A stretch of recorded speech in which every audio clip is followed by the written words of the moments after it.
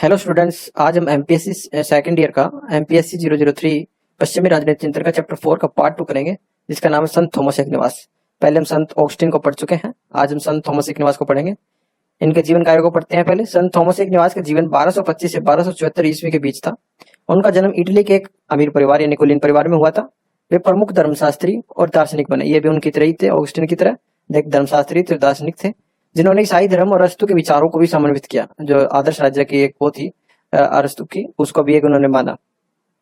उनके एक प्रमुख कार्य जिसे सुम्मा थियोलॉजी का भी कहते हैं, में उसने ईसाई धर्मशास्त्र का एक महत्वपूर्ण ग्रंथ माना गया इसे सुम्मा थियोलॉजी का। इसमें उन्होंने ज्यादातर सभी बातों का ईसाई धर्म का लिखा हुआ था। इसमें ईसाई धर्म के सिद्धांतों को व्यापक और व्यवस्थित विश्लेषण किया गया था संत थॉमस एक्विनास की तरफ। इसकी प्रमुख कुछ अवधारणाएं देख लेते हैं। प्राकृतिक और अनुग्रह का समन्वय। एक्विनास का दृष्टिकोण, एक्विनास का मानना था कि प्रकृति और अनुग्रह यानी ईश्वर की कृपा के बीच कोई विरोधाभास नहीं है। उनके अनुसार प्रकृति के नियम ईश्वर द्वारा निर्मित है और इसलिए वे अनुग्रह के साथ सामंजस्य में रहते हैं, इनकी उन पर विश्वास करना चाहिए हमें। प्राकृतिक कानून, एक्विनास का कहना है कि प्राकृतिक कानून जो नेचुरल लॉस हैं, ईश्वर के शाश्वत कानून है, इटरनल लॉस है। इनको कोई ला नहीं सकता, कोई खत्म नहीं कर सकता, कोई उल्लंघन नहीं कर सकता इनका, ये हमेशा रहेंगे। उदाहरण के लिए उन्होंने तर्क दिया कि हत्या गलत है क्योंकि यह प्राकृतिक कानून का उल्लंघन है जो ईश्वर की इच्छा के अनुसार है। किसी भी जीवित प्राणी को उसकी हत्या करना बिल्कुल उल्लंघन है प्राकृतिक कानूनों में, यह ईश्वर की इच्छा के अनुसार है।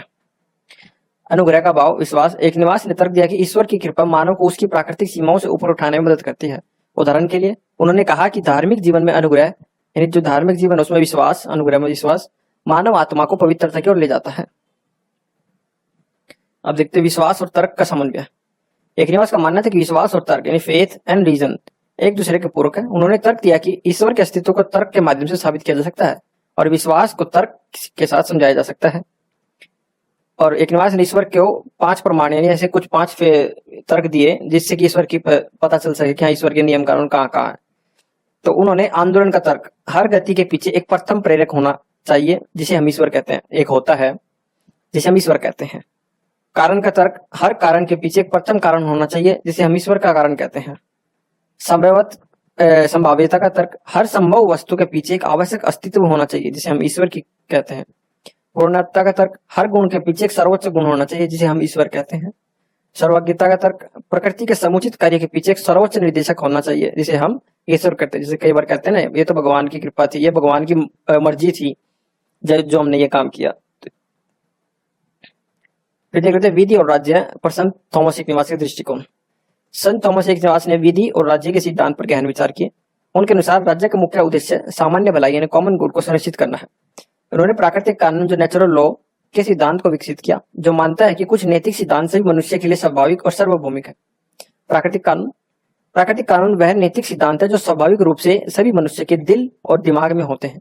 यह ईश्वर द्वारा दिया गया है और सभी मनुष्यों के लिए समान रूप से लागू होता है।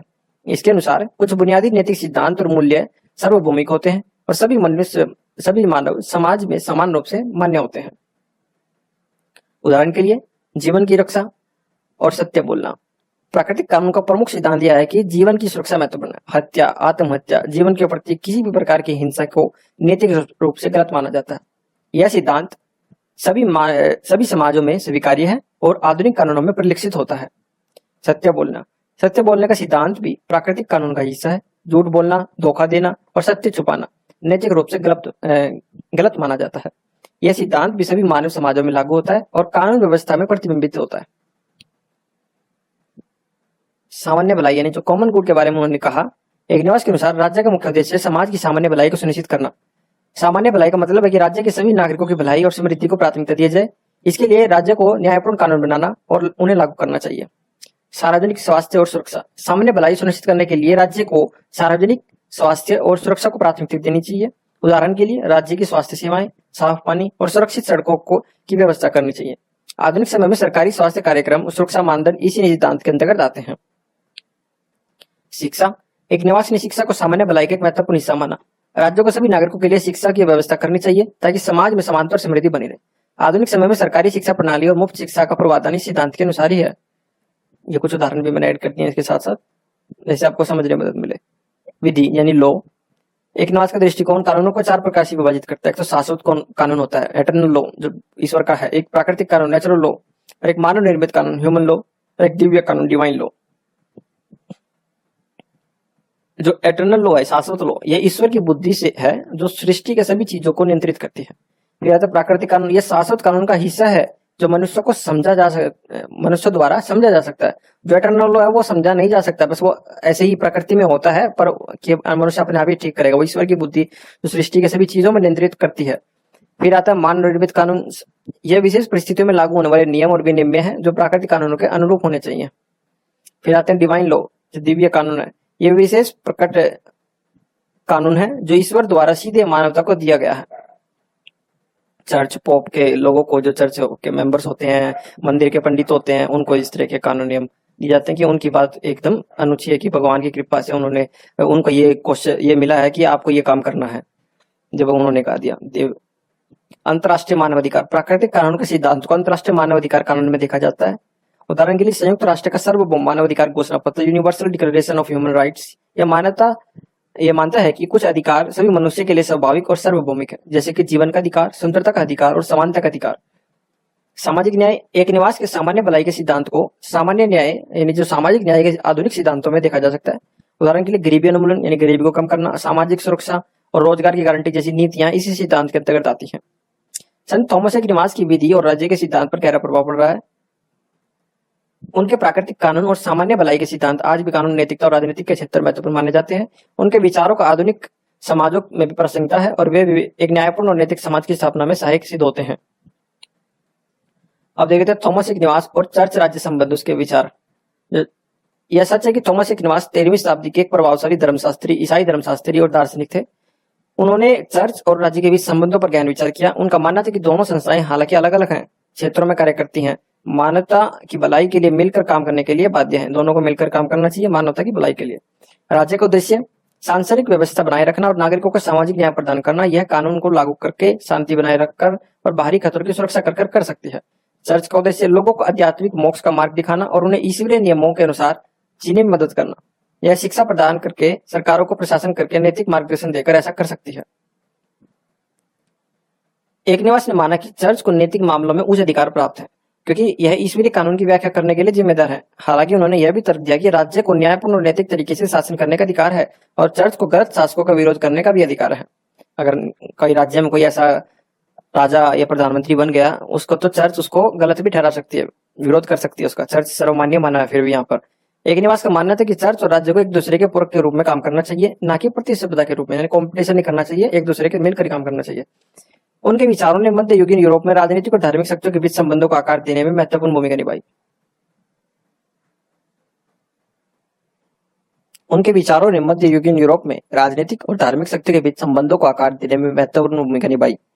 ये तो सेंट थॉमस एक्विनास के हो गए हमारे जो मुख्य मुख्य पॉइंट्स है। इसको मैंने शॉर्ट से लिखने की कोशिश की। कई बार शॉर्ट लिखने में आपको कम जानकारी भी मिल पाती है, तो इससे आप ना इसको बुक को पढ़िए और भी कहीं से पढ़ सके तो आप इसके बारे में थोड़ा और पढ़िए, तो आपको जो मटेरियल है वो लिखने में ज्यादा हो जाएगा दिमाग में। तो फिर आप लिख सकते हैं इसके आंसर के बारे में, क्योंकि ये लिमिटेड जानकारी है, इस बुक में भी लिमिटेड जानकारी हमारे पास। तो आप अगर इनके जो कुछ नोट्स, कुछ और इनका आर्टिकल पढ़ सकते हो इधर उधर से, तो आपके लिए और बेहतर रहेगा इनको अच्छी तरह समझने के लिए, इन राइटर्स को। तो ये कुछ क्वेश्चन है जो इस बुक में थे हमारे। लास्ट में 3 क्वेश्चन दिए हुए थे चैप्टर के, तो इनको मैंने थोड़ा थोड़ा सॉल्व कर दिया है। तो एक तो जो क्वेश्चन है संत ऑगस्टाइन के 2 नगर की अवधारणा, जो 2 राज्य की अवधारणा दी थी उन्होंने, एक ईश्वरीय राज्य और एक पृथ्वी का एक सामाजिक राज्य, ये ईसाई धर्म को किस प्रकार सहायक है। तो इसमें कुछ शॉर्ट्स ऐसे है कि संत ऑगस्टाइन ने 2 नगरों की अवधारणा दी। उनकी पुस्तक सिटी ऑफ गॉड, ईश्वर के शहर के बारे में चर्चा करती है। यह धारणा मानव इतिहास और समाज की 2 प्रतिस्पर्धी शहरों में रूप में दिखती है। जैसे कि ईश्वर का नगर, यह धर्मी लोगों का शहर है जो ईश्वर के नियमों का पालन करते हैं और शाश्वत जीवन की तलाश करते हैं। ये हो गया छोटी सी परिभाषा इसकी। एक पृथ्वी का नगर, जो यह पापी लोगों का शहर है जो स्वार्थी इच्छा और भौतिक सुखों का पीछा करते हैं। ये थी ऑगस्टाइन के कहने का इन 2 नगरों के बारे में। ऑगस्टाइन का मानना था कि ये 2 शहर मानव हृदय में भी मौजूद है। प्रत्येक व्यक्ति में अच्छे और बुरे के बीच, ईश्वर और पाप के बीच एक संघर्ष होता रहता है। यह धारणा ईसाई धर्म को किस प्रकार सहायक है। यह ईसाइयों को जीवन का अर्थ और उद्देश्य प्रदान करती है। ईश्वर के नगर का नागरिक होना ईश्वर के साथ एकजुट होने और शाश्वत आनंद प्राप्त करने का लक्ष्य देता है। यह ईसाइयों को पाप और बुराई के खिलाफ लड़ने के लिए प्रेरित करता है। पृथ्वी के नगर का विरोध करके ईसाई ईश्वर के राज्य की स्थापना में योगदान दे सकते हैं। यह ईसाई धर्म को एक सार्वभौमिक धर्म के रूप में प्रस्तुत करती है। ईश्वर का नगर सभी जातियों और राष्ट्रों को लोगों के लिए खुला हुआ है जो ईश्वर में विश्वास करते हैं और उसके नियमों का पालन करते हैं। ये हो गया शॉर्ट आंसर है बिल्कुल, ये इसको आपको बड़ा करके लिखना होगा। तो आप इसके बारे में जितना ज्यादा पता होगा आपको तो इसका बना के लिख सकते हैं आप। तो आपको बुक भी पढ़ने की जरूरत है, आपको मटेरियल चाहिए तो, और नहीं तो मैं अब एग्जाम के टाइम पे जब एग्जाम होंगे आपके तो इनका क्वेश्चन बनाऊंगा, जब क्वेश्चन में मैं इनको पूरा डिटेल में लिखूंगा, एक्सपेंड करके आंसर को पूरा। संत थॉमस एक्विनास की आस्था और तर्क के बीच में संबंधों के बारे में क्या दृष्टिकोण है? जो हमारे फेथ और तर्क था, रीजन, उसके बीच में इन्होंने क्या दिया, बीच हमने पढ़ा। संत थॉमस एक्विनास 13वीं शताब्दी के एक प्रभावशाली ईसाई धर्मशास्त्री दार्शनिक थे। आपने हर एक आंसर में थोड़ा सा उनके बारे में लिखना है, इंट्रो देना है उनका, जो भी जिस भी विचारक के बारे में पूछा गया है। उन्होंने आस्था और तर्क के बीच संबंधों पर गहन विचार किया। उनका मानना था कि दोनों पूरक हैं और एक दूसरे को मजबूत करते हैं।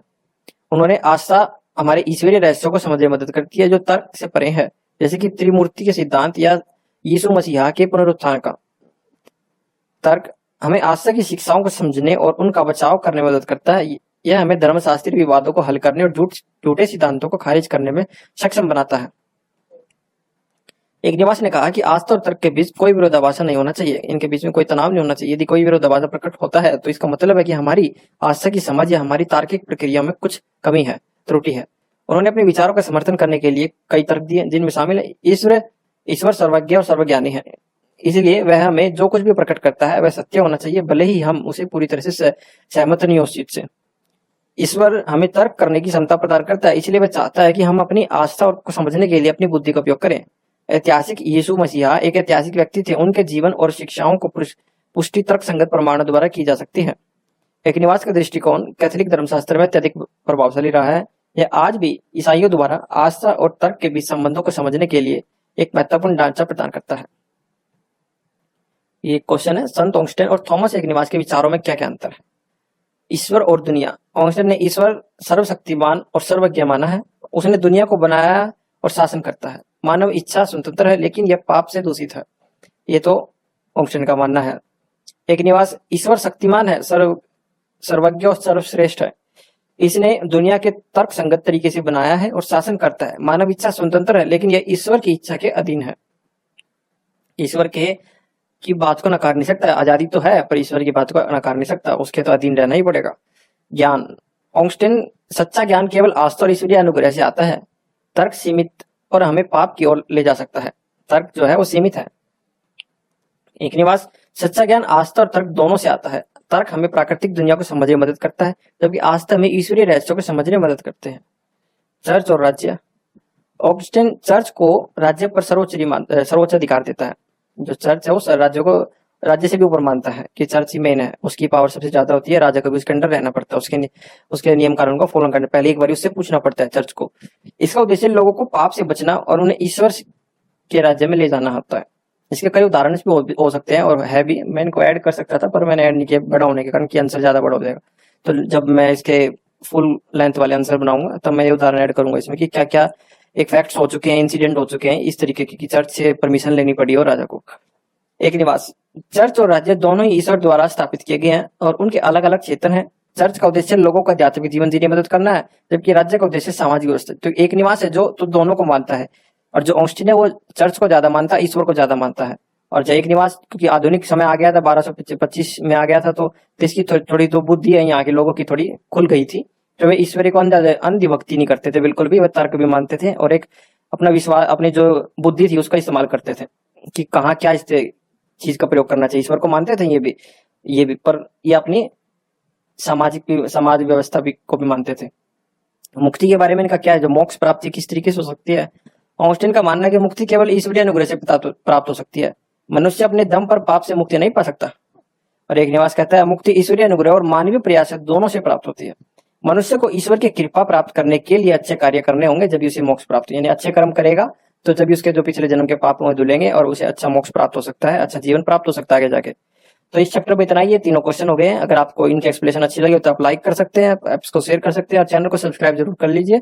इसके नोट्स अच्छे लग रहे हैं कि इस नोट्स के क्वालिटी के हिसाब से मुझे उतना FO नहीं मिल पा रहा है श्रेय, तो आप इसको फैलाइए, इन नोट्स को शेयर कीजिए प्लेटफॉर्म पे, फेसबुक पे, इंस्टाग्राम पे, व्हाट्सएप पे, तो ही इनको एक्नॉलेज किया जाएगा इन नोट्स को।